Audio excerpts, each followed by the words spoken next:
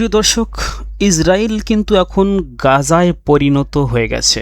হ্যাঁ, ইরানের মিসাইল ইসরায়েলকে দ্বিতীয় গাজা বানিয়ে দিয়েছে।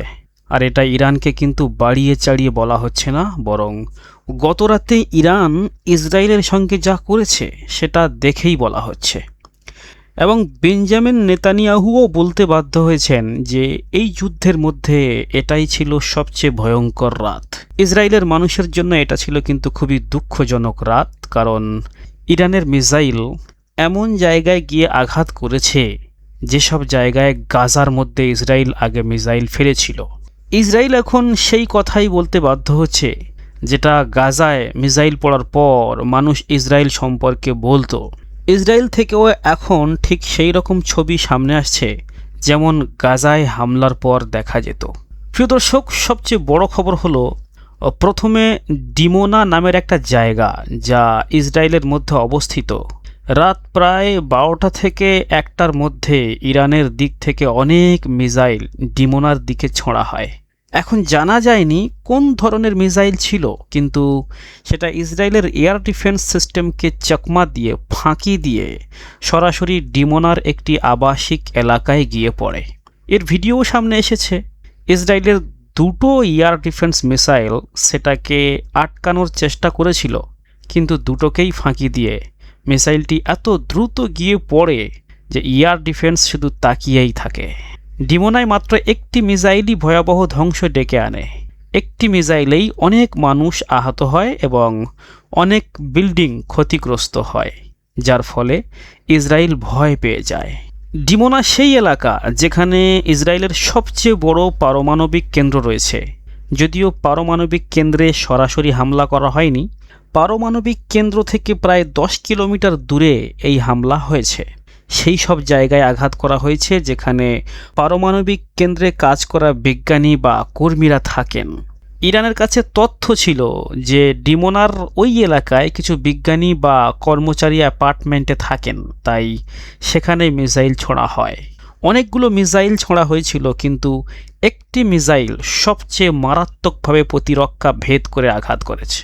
এরপরও ইসরায়েল সামলে উঠতে পারেনি।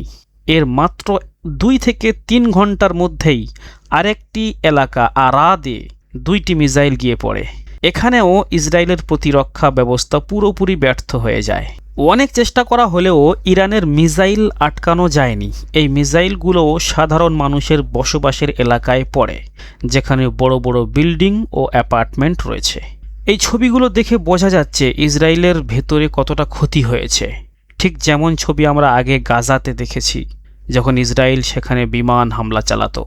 সন্ত্রাসবাদ দমনের নামে ইসরায়েল যেমন গাজায় বড় বড় বিল্ডিং ধ্বংস করত, ঠিক তেমনভাবেই ইরান এখন ডিমোনা ও আরাদে আঘাত করেছে।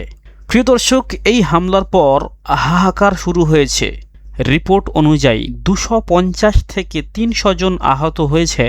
কিছু মৃত্যুর খবরও এসেছে, কিন্তু ইসরায়েল সঠিক সংখ্যা তো জানায় না এবং জানাবেও না। তারা বলছে 150 জনের বেশি আহত, যাদের মধ্যে অনেকের অবস্থা গুরুতর। অনেক বড় অ্যাপার্টমেন্ট ধ্বংস হয়েছে।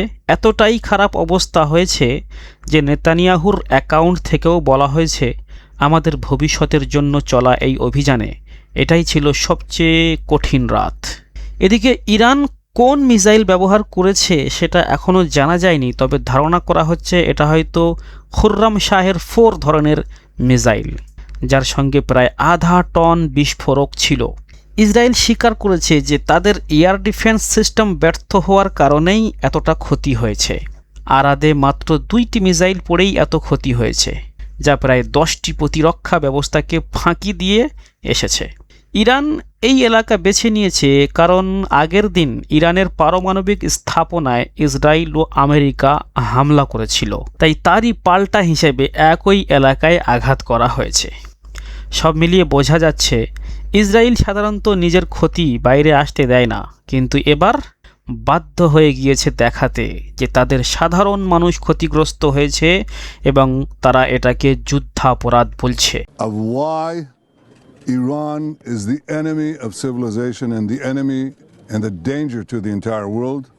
You got it in the last 48 hours.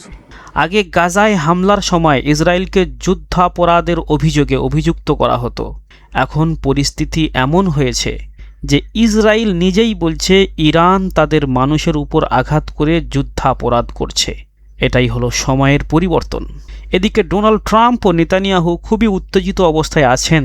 তারা ভেবেছিলেন কয়েকদিনের মধ্যেই ইরানকে নিয়ন্ত্রণে আনা যাবে, কিন্তু তা সম্ভব হয়নি।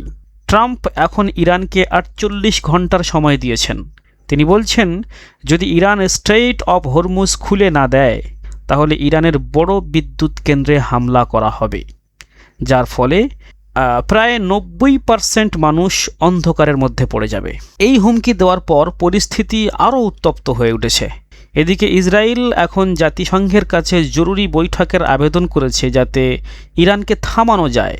অন্যদিকে তুরস্কের পররাষ্ট্রমন্ত্রী হাকান ফিদান বলেছেন, আরব দেশগুলো সতর্ক করেছে যদি ইরান হামলা চালিয়ে যায় তাহলে তারা একসঙ্গে ইসরায়েল আমেরিকার পাশে দাঁড়িয়ে ইরানের বিরুদ্ধে ব্যবস্থা নিতে পারে।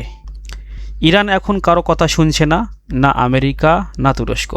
এছাড়া বেনগুরিয়ান বিমানবন্দরে এলাকায়ও ড্রোন ও মিসাইল হামলার খবর এসেছে। সব মিলিয়ে ইরানের মিসাইলের সামনে ইসরায়েলের প্রতিরক্ষা দুর্বল দেখা গেছে। আর এই পরিস্থিতি আরও বড় সংঘর্ষের দিকে নিয়ে যেতে পারে। শেষ পর্যন্ত বলা যায় ইসরায়েলের অবস্থা এখন অনেকটাই গাজার মতো হয়ে গেছে। প্রিয় দর্শক, আজকের এই পর্যন্ত। দেখা হচ্ছে আগামী ভিডিওতে। ধন্যবাদ।